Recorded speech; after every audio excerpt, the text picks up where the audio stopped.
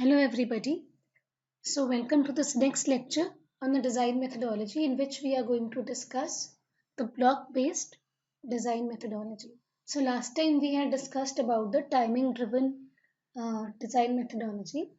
So though with the use of the interactive floor planning tools with the help of effective timing analysis tools and compiler-based testing and abstraction, TDD was a good development.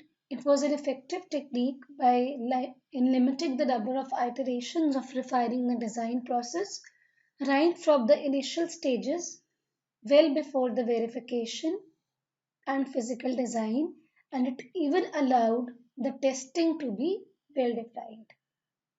But as the levels of complexity increased, the density, with the increasing density, it became difficult to handle the design process. So it required multiple looping between the RTL floor planning timing analysis.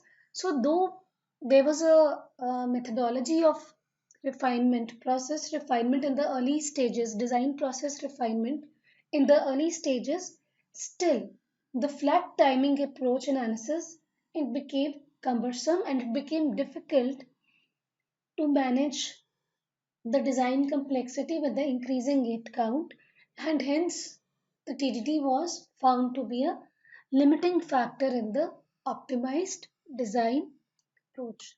So, so in the block-based design, again it is a top design approach, but there was increased focus on the reuse. So there was functional partitioning of the design at the initial level, okay, and those functional units or the subblocks or the subsystems, then they were looked on for use of already existing pre-verified IP blocks so that the design effort and time could be saved. Okay. Also, each block was individually optimized for power, timing, and area constraints. So much of the responsibility of the design, it came on reusing the functional blocks and then integrating them, assuming that they are already verified for their functionality. But what needed to verify and tested was their integration when coming together as a system. Okay.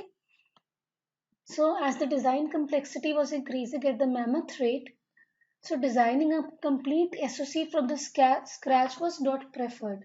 So in order to meet these timing deadlines, the block-based design approach was uh, quite successful, in which the reuse was encouraged, and this led to the functional-based design methodology. So the components, design components, they were partitioned, they were mapped to a particular functional unit, and each of these block was designed to budget the timing, power and area constraints, and they were normally taken as the as far as possible as the pre-existing, pre-verified modules. And even if the new ones they were needed, they were created as a functional block. So, in this block based approach, the linchpin technologies were first was the high level analysis tools. So, the analysis was now very important because the functional, first of all, very important thing was decomposing the system into sub blocks, partitioning them on the functional level, and then mapping them to the existing IP blocks. Okay. Then there was block level floor planning. So the floor planning, instead of coming from the scratch or the design, it was now coming in the form of the block based approach. So with existing blocks which were there, whatever could be reused. Now based on that, the floor planning had to be done. And another tool in which it was highly dependent was integrated synthesis and physical design. So as I told you, the major focus now shifted on the reuse at the design or at the RTL level, but a big responsibility it came now on the integration and verifying the functionality and testing the functionality of the complete system as one unit. Okay. So in this block-based design approach, it facilitated the design reuse, but still a lot of challenges were being faced, especially when the modifications were required or any re-verification was required. So if the blocks which were reused, they needed to be modified, then the functional level constraints, obeying those functional level constraints and still redesigning it even from the RTL level and verifying it, that added to the additional burden. Okay, so it means we were facing the challenges which were there by already constraining ourselves ki okay, this block is going to do this part, this is going to do this part.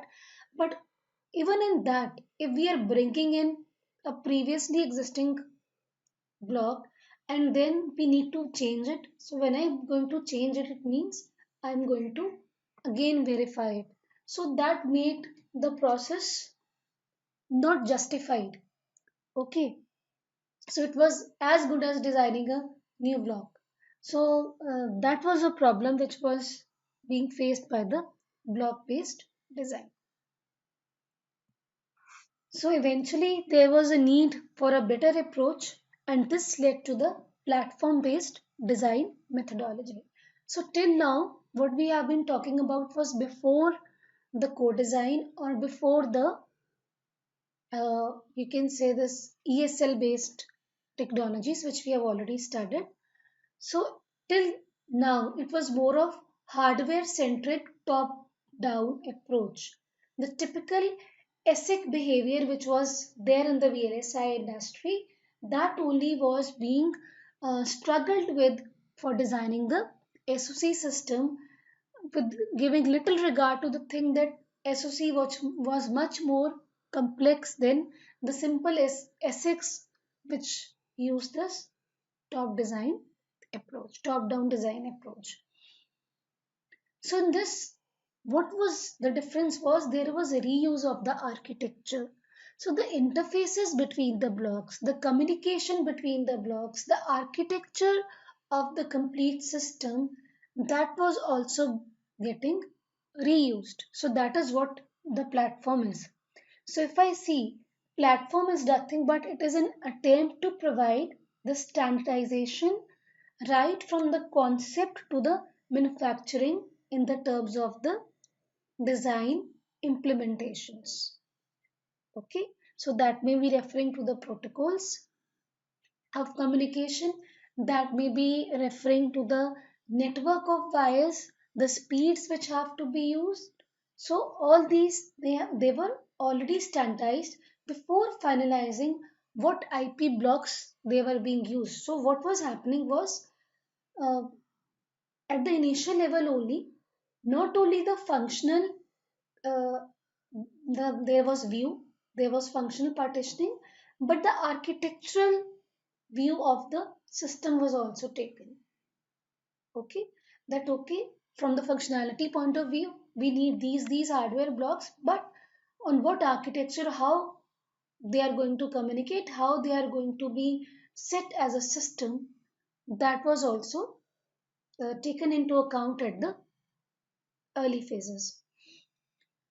So it was building the application space on the architectural platform. I can just sum it up in a single line.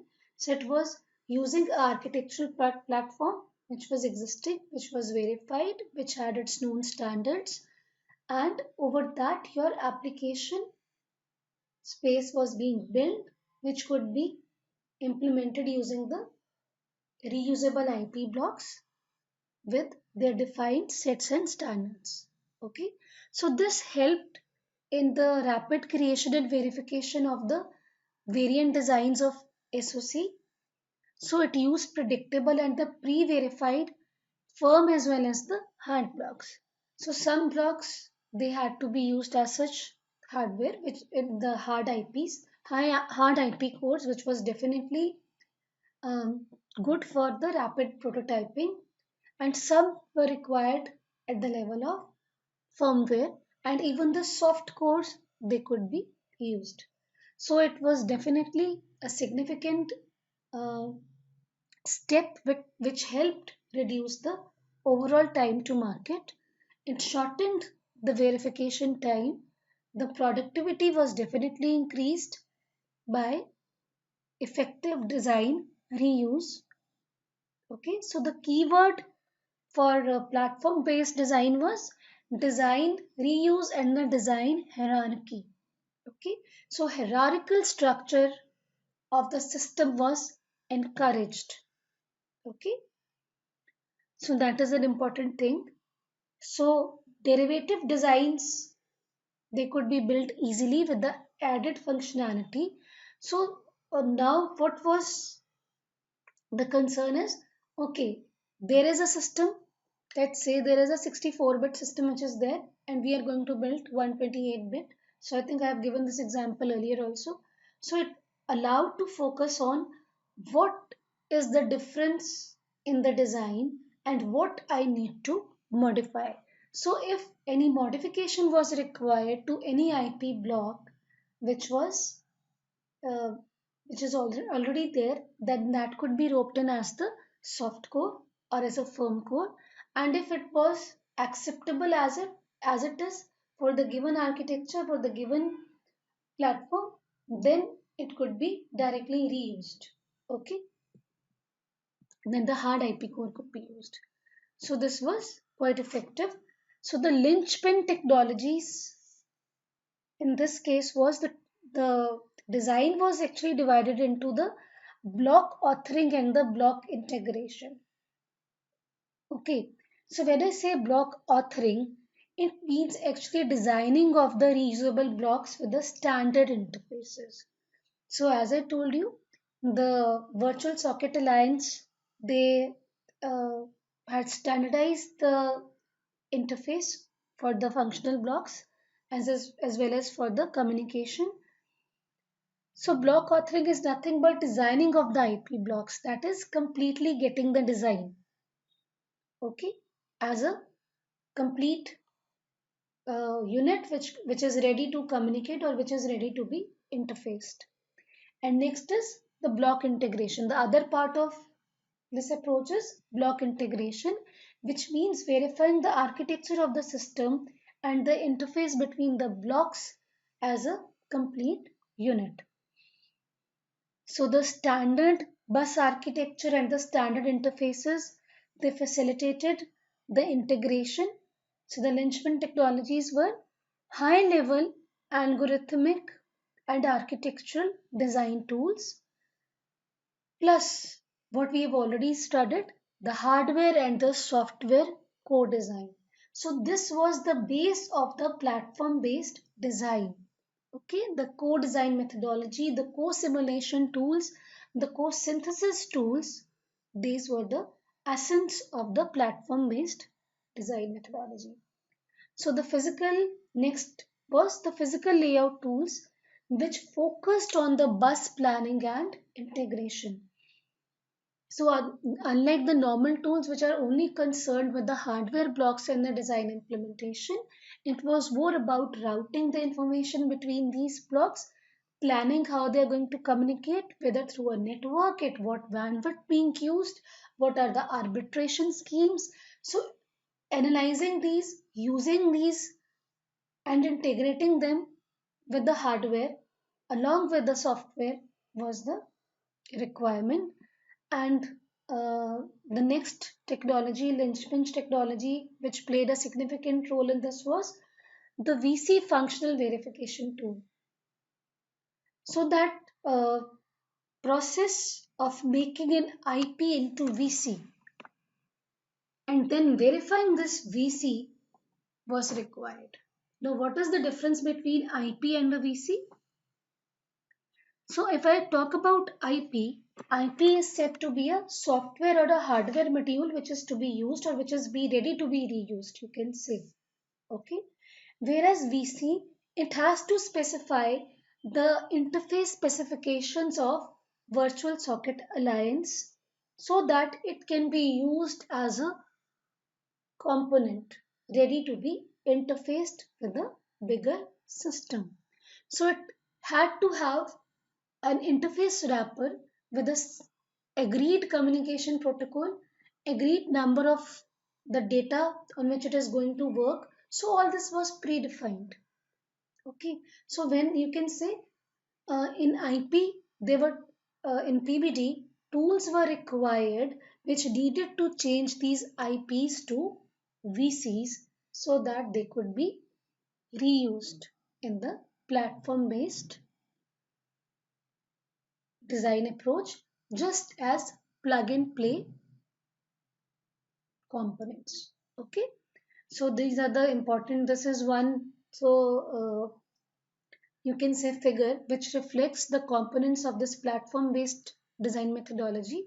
So for this lecture we had taken the reference from the book Surviving the SOC Revolution.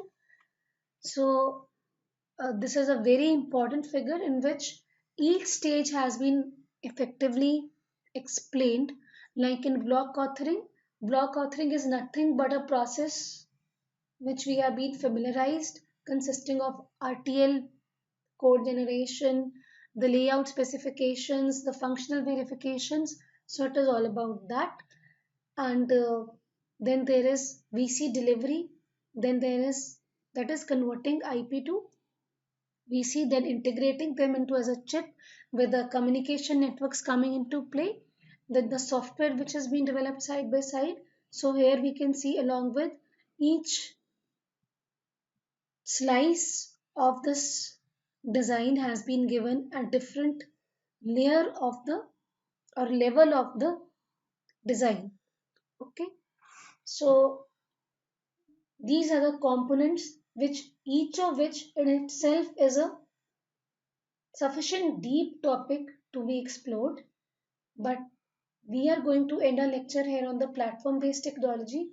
After understanding that it is one design uh, approach in which the architecture reuse was encouraged. It was based on the co-design methodology, okay, and it allowed the reuse of IPs as virtual components.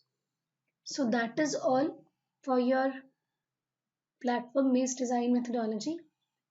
So this is a brief comparison which has been given very nicely in the book. So I am not going to read it stepwise. I think you can go through it.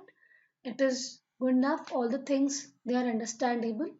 So kindly go through it. So at all the levels it has actually given the very good comparison from right from the design level to the conceptual level to actually the testing level and the routing level, what approach is being followed in TDD, BBD and PBD, the three main design approaches. Otherwise, so we can say that in evolution of SOC industry from TDD towards PBD, reuse is the key to SOC design. So the complexity which is there in the SOC designs that could be effectively countered through the design hierarchy and the design reuse, which is the basis of this PBD. The reuse may be further classified as the source reuse, okay, allowing RTL or the netlist, or it may be a co-reuse, or it may be a VC reuse, or it may be a source personal reuse. So these are different models of reuse. Okay, there has been evolution on these reuse models also as we have moved through these design methodologies. Okay, rather reuse is that important uh, keyword in the SOC industry. Then it is estimated that 96% of the design would be made from the reusable components for meeting the future SOC productivity deadlines. Okay, so or objectives you can say or constraints you can say. So that is the significance of reuse in the SOC industry today. Okay, so thank you everybody.